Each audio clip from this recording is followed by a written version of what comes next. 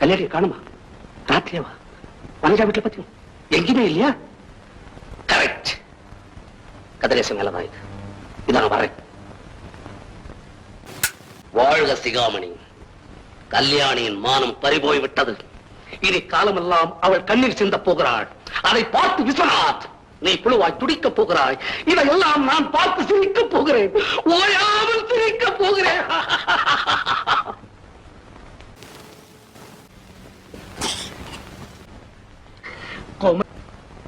உன்னை கெடுத்து நம் குடும்பத்தை அழித்த அந்த விஸ்வநாதன் குடும்பத்தை நாசமாக்கி விட்டேன்.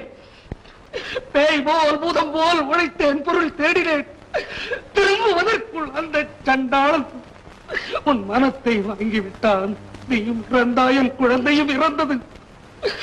ஆண்டவன் அவனை தண்டிக்க மறந்து விட்டான். அதற்கு பதில் நானே தண்டித்து விட்டேன்.